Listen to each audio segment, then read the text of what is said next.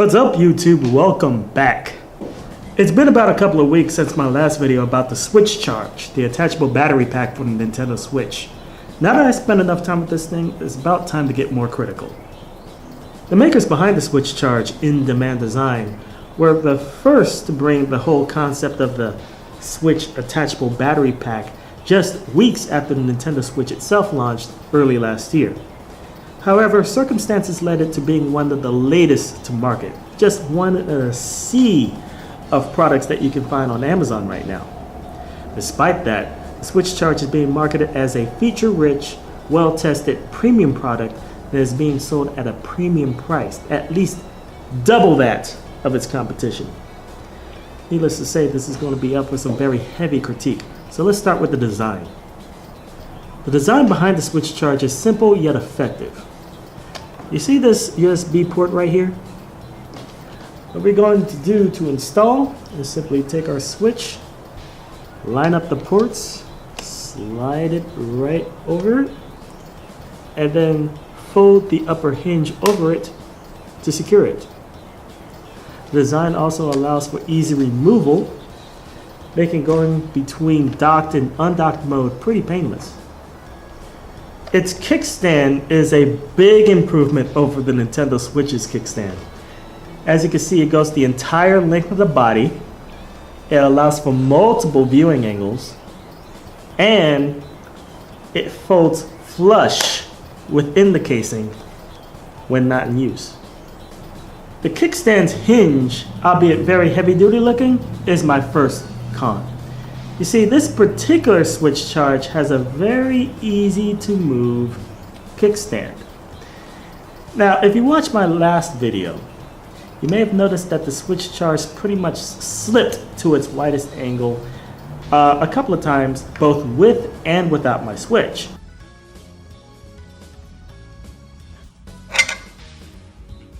I'm pretty sure this could be taken care of. This issue would be a non-issue if I was just able to tighten the hinge myself.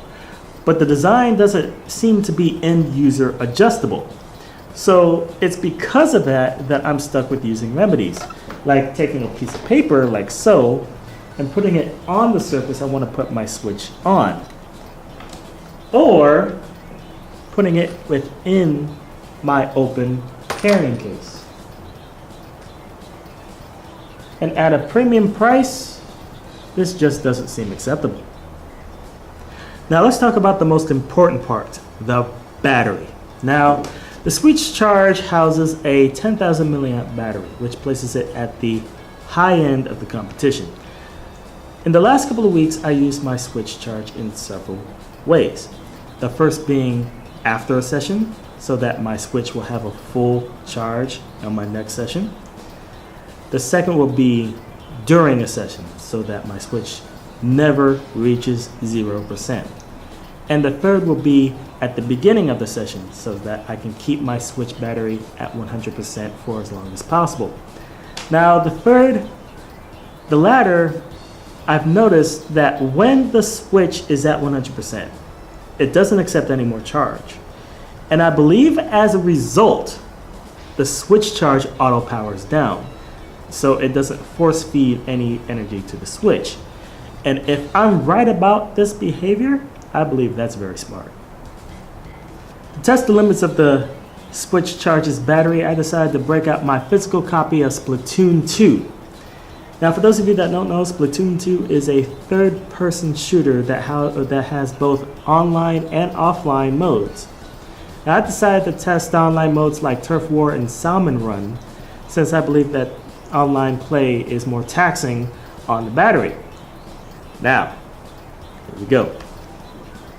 After several 1 to 3 hour sessions over the span of 4 days, with the SwitchCharge's brightness level at max settings, at the volume level at near max settings, I found that you can eke out slightly over 11 hours of game time before complete power drain, which nearly quadruples your base game time.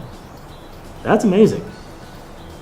You may not like the added bulk and weight that the SwitchCharge adds to your Switch, but you definitely appreciate those extra hours while you're on those long trips away from home. The SwitchCharge came with its own carrying case, so let's focus on that next. It is a nice carbon fiber design with no branding whatsoever, which I really appreciate because it doesn't say that I'm carrying a Nintendo Switch wherever I go. So that is beautiful. As you may also notice that it comes with a little bit of extra thickness, of course, to make up for the added bulk that your SwitchCharge is going to add to your Switch. It also has a nice flap here to protect the screen from the compartment up here where you'll be keeping your wires and other accessories that you want to take with you. And the flap also has pockets that can hold up to 8 more Nintendo Switch physical games, which will bring your physical game carrying capacity up to 11. That's 8 in the flap, 1 in the Switch, and 2 in the under kickstand compartment that I'll show off a little bit later. The construction on this thing is pretty solid and it organizes everything very nicely, as you can tell, but it's missing one glaring feature. There is no handle. And that infuriates me because whenever I want to walk around with this Switch, it completely monopolizes my entire hand. If I want to carry it like this, or like this, there's no way for me to free up the hand just in case I may want to use it for something else while I'm walking around. Without a strap or a handle, this thing is definitely prone to more drops or even thefts, because you have no really good way to grip this thing unless you want to completely monopolize your arm, which really takes away if you're walking or using public transportation. I definitely do not recommend walking long distances or using a public transportation without putting this thing in a bag or something else that has some kind of handle. And if I have to recommend something in order to mitigate the shortcomings of this thing, I think that is just another con that is definitely game breaking. Now let's talk about some bonus features. So I mentioned earlier that we have some under kickstand storage for 2 more physical Nintendo Switch games. You can get easy access to them like so, and they're just as easy to put in.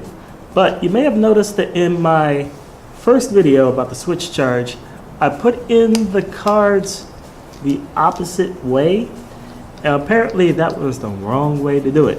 You definitely need to have the cards face you, the labels face you as you put them in. Otherwise, the cards are going to get stuck inside the compartment. And there is a remedy to remove the cards once they're stuck inside, but they involve twisting them to the point of almost breaking your cards just to remove them. And I definitely want to spare you that heartache, so take that to heart when you're trying to use these 2 slots. The SwitchCharge also allows you to charge other devices while you're charging your Switch. All you have to do is just power on the SwitchCharge, such that it charges like so. Then you plug in your other device into the port right beneath the power button. And I believe that this is going to be a great feature for when that Nintendo Online app becomes more useful. You're definitely going to want to have this feature when you have to use a smartphone at the same time as you using your Switch. Right, that about wraps up the details. Now it's time for the verdict. Now, on paper, the features of the SwitchCharge makes this the must-have accessory. I mean, you got the 11 hours of game time. You got the full-body kickstand. It pretty much makes this the ultimate tabletop companion, but it comes at a very high price. I mean, this setup that I have right here sells for about $110 US. Pretty up there. Now, when it comes to choosing between this and the competition out there, you have to weigh in not only the price, but you have to weigh in the build quality. You have to weigh in the ease of use, the attaching and removing, and you have to weigh in those bonus features that I mentioned earlier.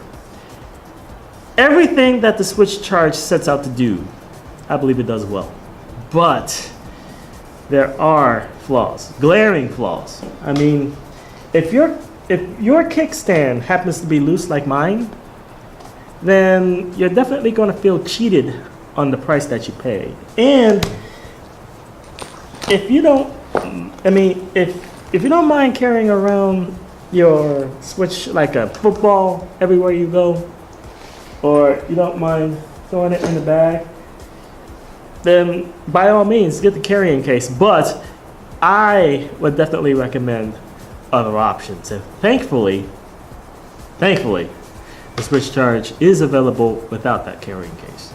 Yo, check this out.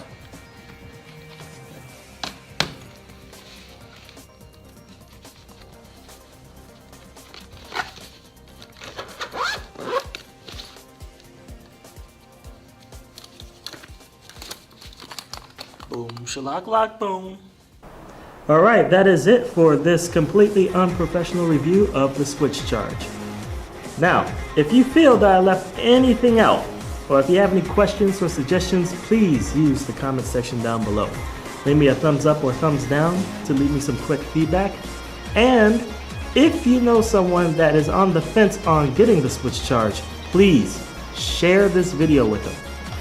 I am also curious as to the quality of the other attachable battery packs out there. So if you actually have experience with the competition, please leave your thoughts down below. Alright, that's it. Until next time, peeps, this is Sean. Thank you for being freaking awesome.